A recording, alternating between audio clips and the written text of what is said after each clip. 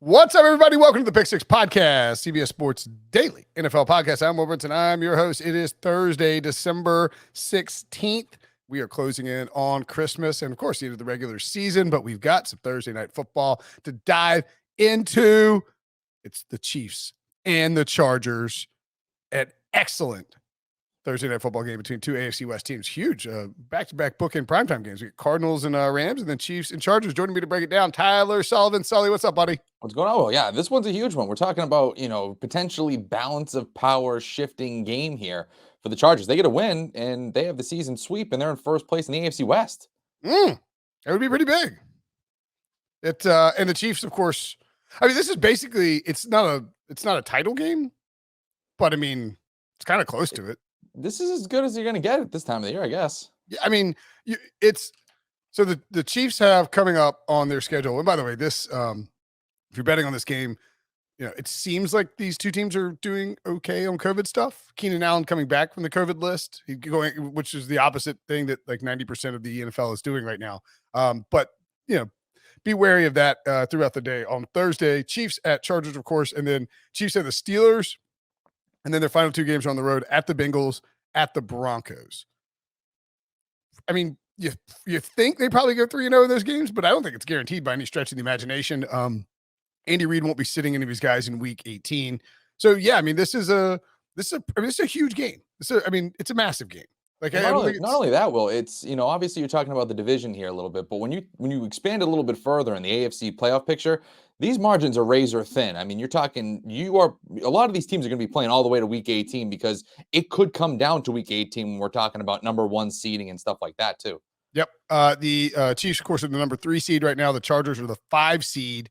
And yeah, I mean, you look at the Chargers schedule and they have the Chiefs, of course, at home, at the Texans, Broncos at home, and at the Raiders. Again, they'll be favored in all 3 of those games. Yep. And so it's possible that the Chargers close out 4-0 or 3-0. And if they do that and they win against the Chiefs on Thursday night, I mean, again, this game it's not everything, but it's a lot of stuff. I mean, like it matters a ton in the bigger landscape of this matchup. So let's take a look at the injury reports as well. As I mentioned, Keenan Allen coming back. Austin Eckler, limited practice on Tuesday, sprained his ankle. Wasn't as bad as the initial injury looked, I don't think. So that's pretty huge for the Chargers. Also, hashtag matters. Derwin James, hamstring injury, limited practice on Tuesday. We record this show on Wednesday, of course, in the afternoon. We don't have injury reports. These teams the Chargers are West Coast. We won't know about them for sure, but limited practice is good for both of those guys.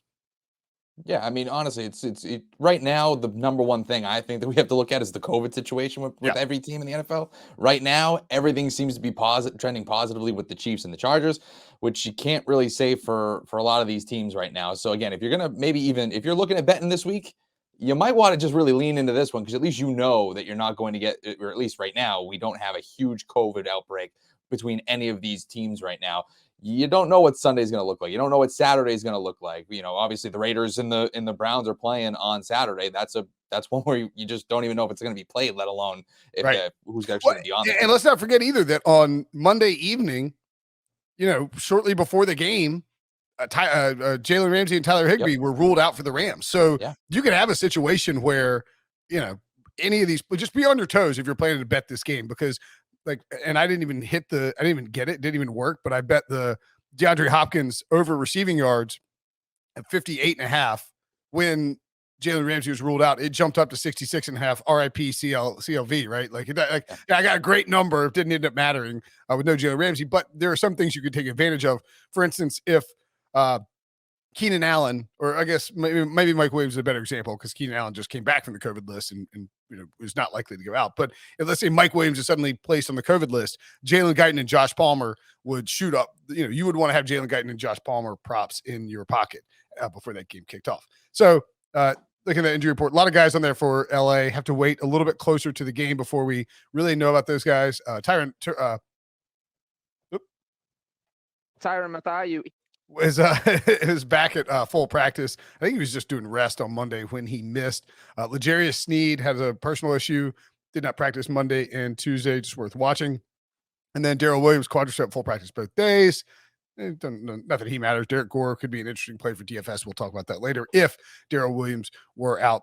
Chiefs looking fairly healthy, on a pretty good roll right now, and that's why they are 3-point favorites in Los Angeles, which I guess isn't that shocking, Sully, because, not really. The last time the Chiefs played the Chargers in LA when fans were allowed in stadiums, it was a sea of red. And I would expect this to be an extremely Chiefs heavy crowd, hence the Chiefs -3 line. Yeah, exactly. Usually 3 points is the kind of the swing for a home team in this one. And again, maybe the odds makers are looking at this saying, you know what, it's going to be more like a home team for Kansas City anyways. Let's just give them the points here in this one. And obviously that's, on top of them playing extremely well as of late here. I like the Chiefs. I'll lay the points for sure on this one. I'm not really trying to get in the business of getting in the way of this team right now. As good as Justin Herbert's been, and this could be a game too where, he goes off and puts himself firmly in the MVP discussions, but I still want to, ride here with the Kansas City Chiefs just because of what we've seen over the course of this winning streak. Since week 8, they've just been absolutely dominant.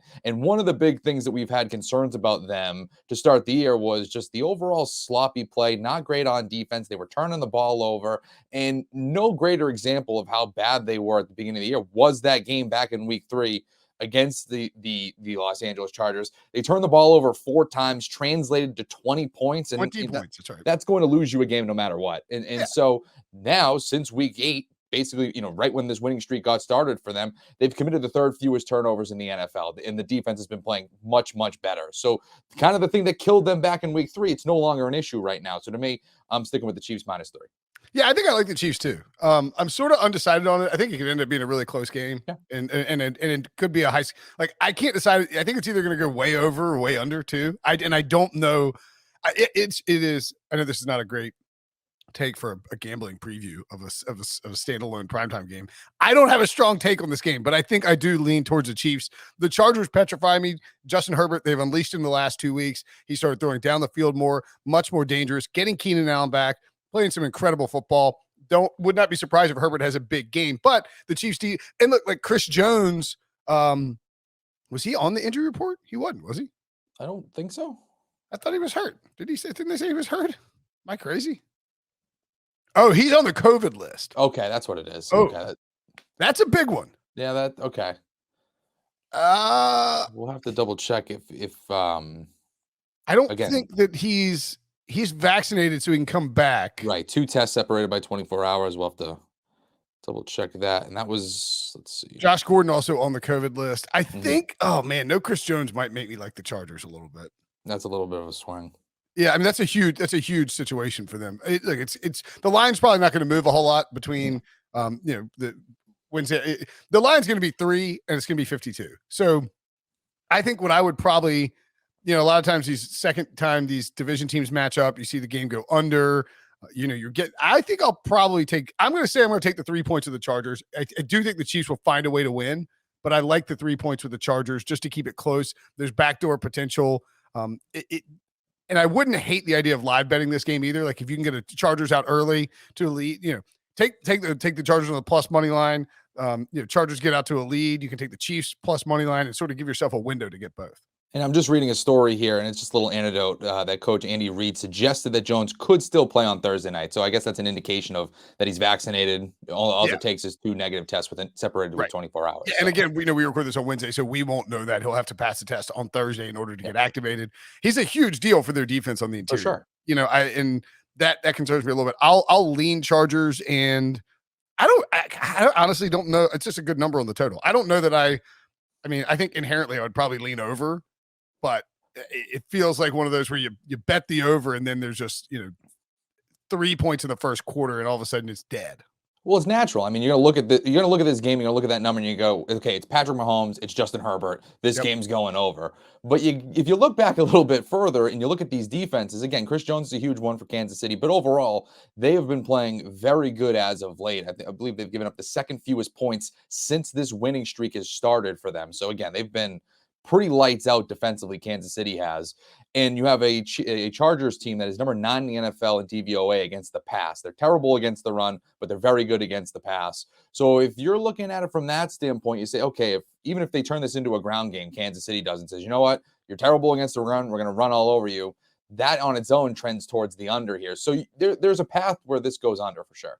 Yeah, and I think that is the path where the Chiefs are. They say, all right, look, because Andy Reid's he's not going to force Patrick Mahomes to wing the ball around 100 times just because Patrick Mahomes is playing better or he's trying to get the stats up. I mean, he's willing to adjust his game plan to whatever it is that the opponent, to attack an opponent's weakness. And in fact, I might even have a prop related to that, which we will get to after this break.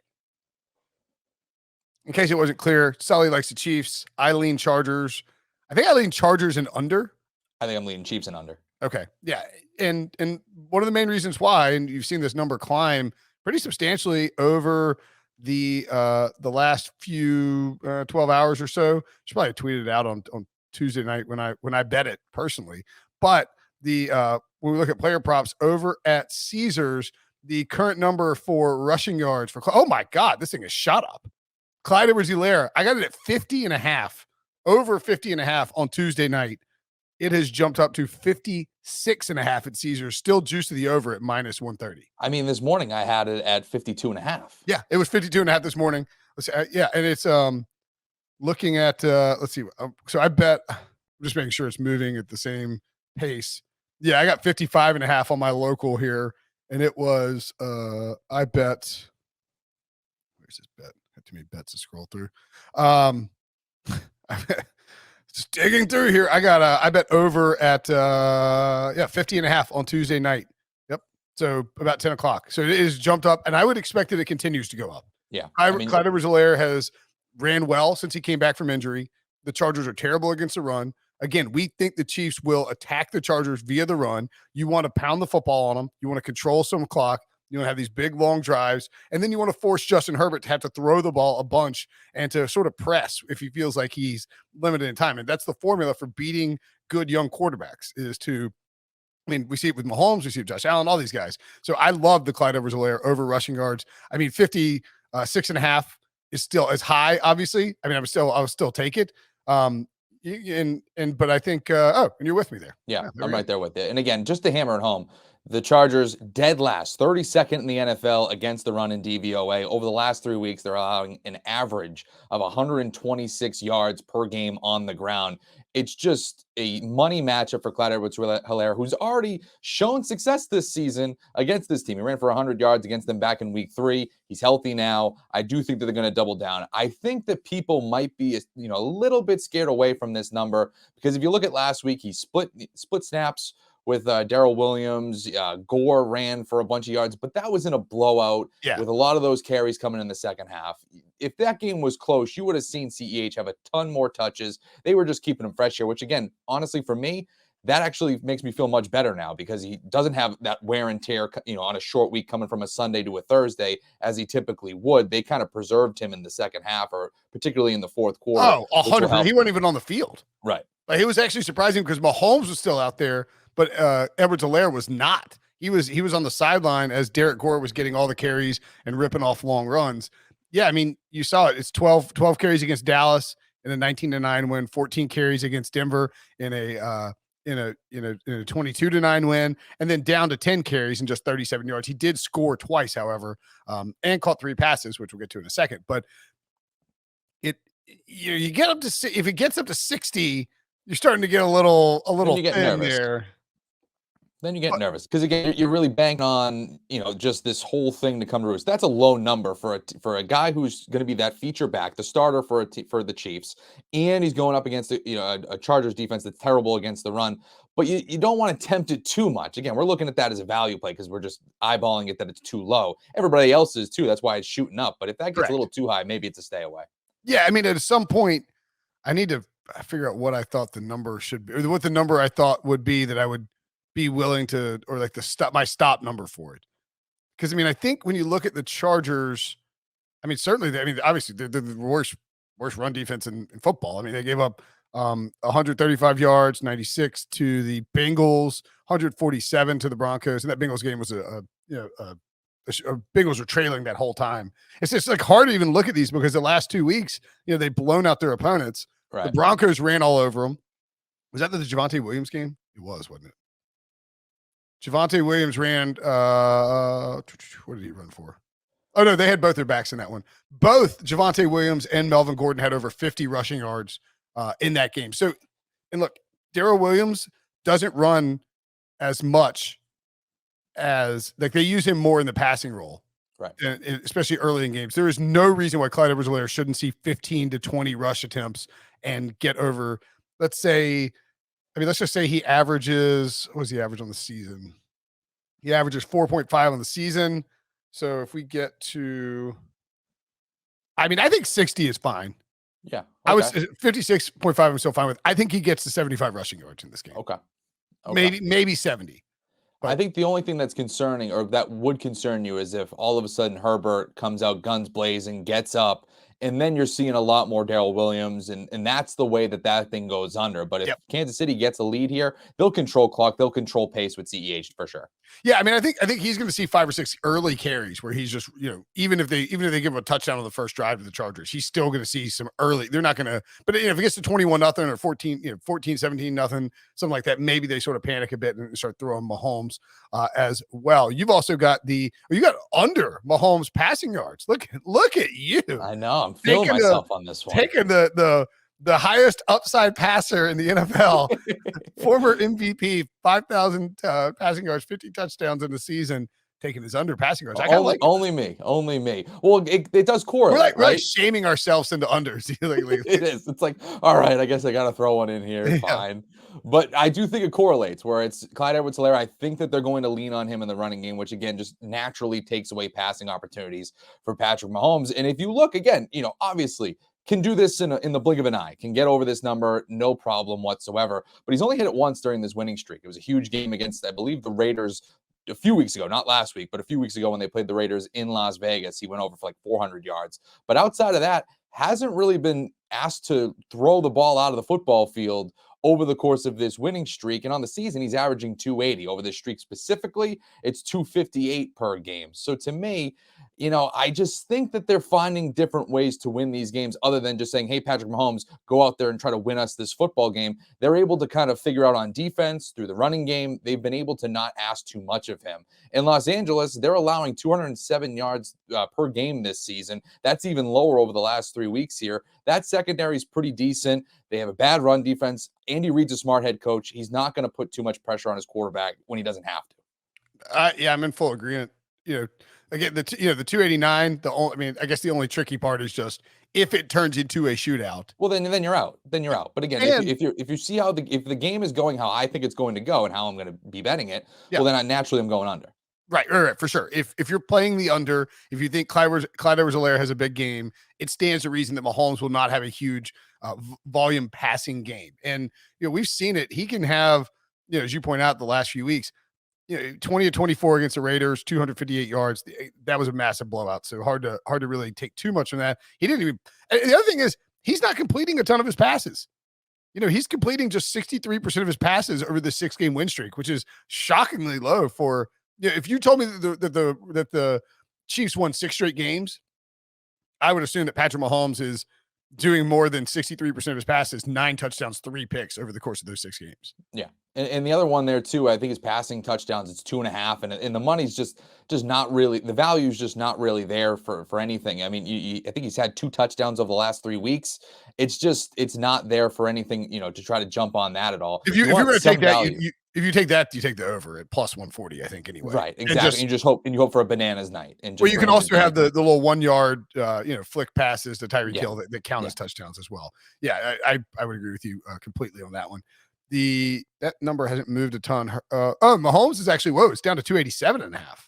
Jeez. Okay. Just to the over now, minus 125. But I mean, it's hard. We record the podcast again on Wednesday afternoon. So when you wake up on Thursday morning and listen to it, the numbers could have shifted, and it's tough to. But we go with the numbers that we have as we're recording the show. I kind of like Justin Herbert under pass completions, but it's down to 25.5 now. He's just there. The last 2 weeks, I guess he 23 last week in the Giants win, 26 against the Bengals. God, he's going over that like each of the last, all but one of the last 4 weeks.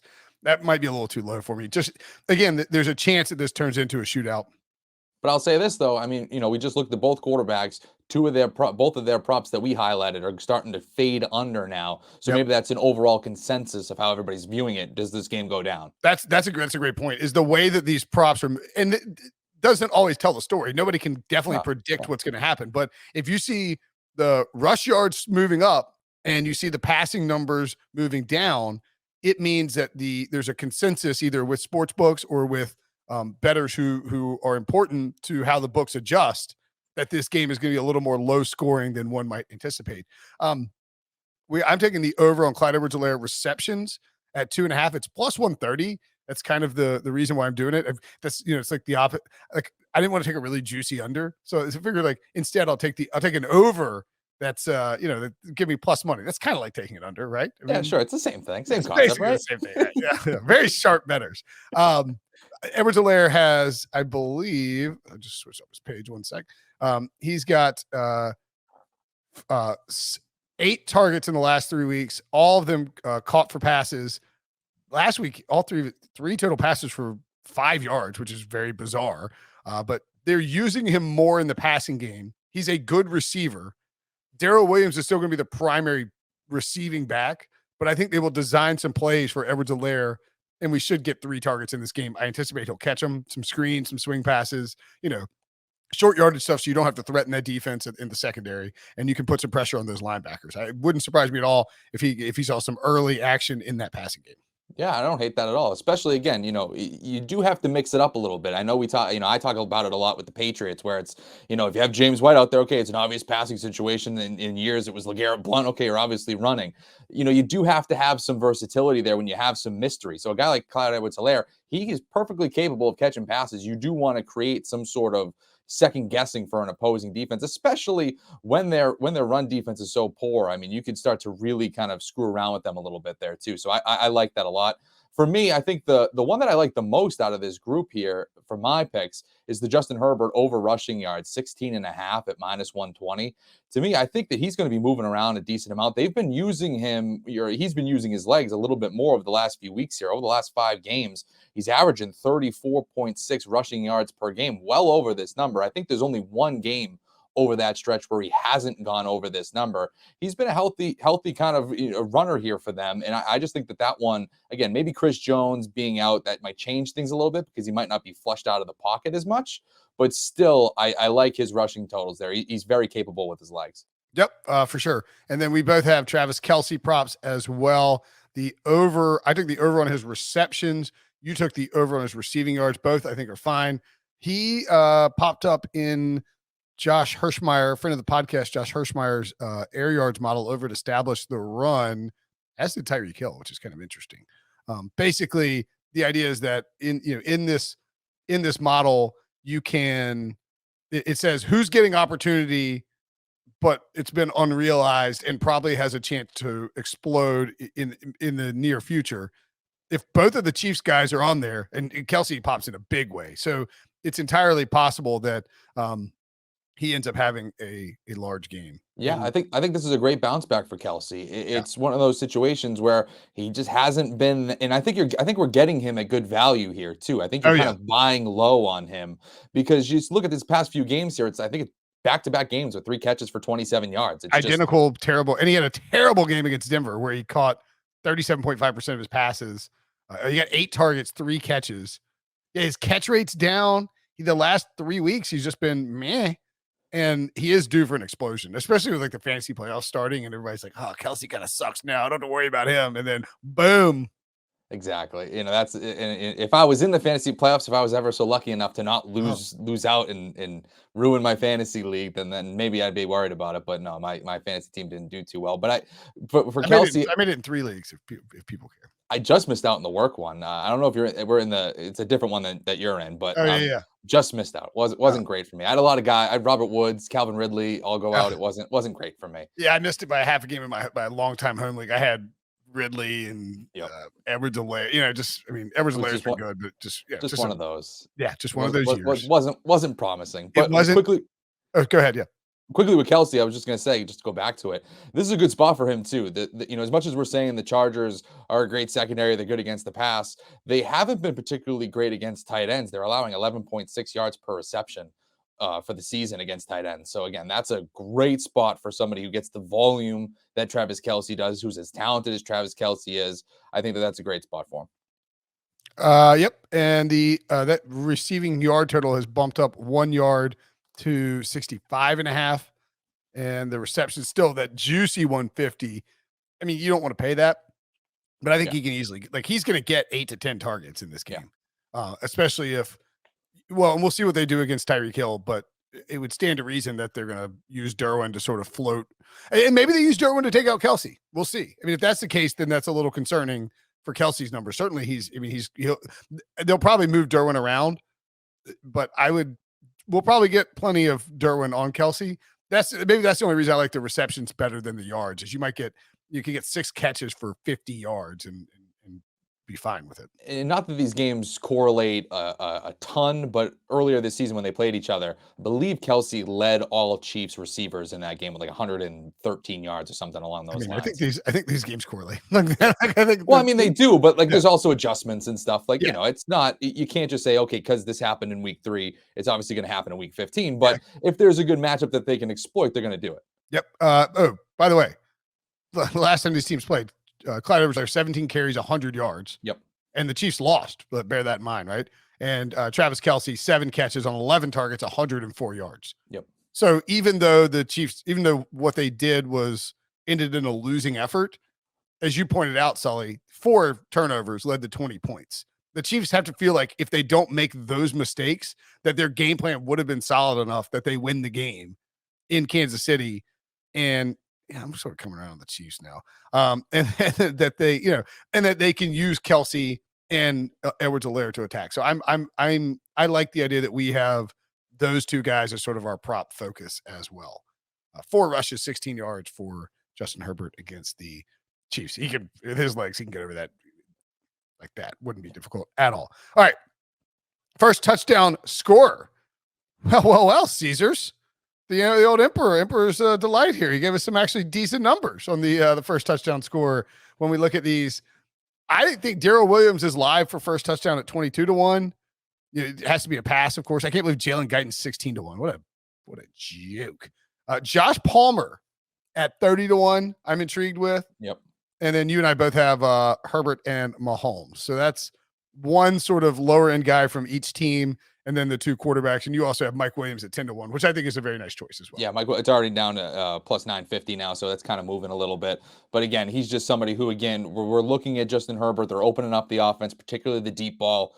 He's the best guy that they have for that, especially in the red zone there too. He's just a big body guy. He can make the play, whether it's an 80-yard touchdown or something that's a little bit closer in the red zone there. He's somebody that Herbert's going to look to. So that's someone who, again, decent value there. We like to look anywhere around 10-1. That's kind of that meat that we like. I want double digits, preferably. Right. And by the way, just for worth noting here, I've got 15-1 for Darrell Williams on my local site and 12-1 for Mike Williams. Mike Williams 12-1 is it. I just bet it, like literally just bet it. That's again, no brainer on that one for sure. Yeah. And then the quarterbacks, again, like we always say, if they have any sort of rushing equity, you land on it. And with the value that both of those guys have, it's unbelievable, I think. So those are immediate smash. Given how well Herbert and Mahomes run, I am shocked that they are both over 20-1. Yeah. And I would guess that we see both guys end up going off at like 16-1. I mean, you see these numbers over the course. I don't mind betting them now as we're doing this podcast. Over the course of tomorrow, or today, excuse me, over the course of Thursday, these numbers shrink down as news and information comes out, and people start peppering these, the quarterbacks with the rushing equity. Those guys will come down at like 16-1 would be my guess. I kind of love Donald Parham at 35-1 is not terrible either. I kind of love Josh Palmer at 30-1. Yeah, I like Josh Palmer. The problem is Palmer is likely to see less action with Keenan Allen back. Yeah. But he didn't score a touchdown last week. Jalen Guyton did on that insane 65-yard bomb from Herbert, but Palmer got an end zone target for sure and was definitely someone that they were looking at down near the goal line. So I agree with you. I think Palmer makes a lot of sense. I'm going to go these in now. So I got Palmer, Mike Will. I want better value for Daryl. 15 to 1's a joke. What's up? Although he gets a ton of carries near the red zone too. Yeah, I was looking at Gore too, but 35 to 1, even for somebody like that, it would need a CEH. I needed like 60 injury. to 1 or something like that. Yeah. I'm gonna get a little. I don't think Daryl Williams will come down too much more from 15 to 1. But yeah, I think those. I like the guys that we have. And well, Daryl Williams at Caesars is 22 to 20. That's what I'm saying. Yeah, I'm looking at on my shop, but like I like the picks we have, and I would add Mike Williams to my list as well. Yeah. Because I just bet it at 12 to 1. So if you see me celebrating on Thursday, that's why.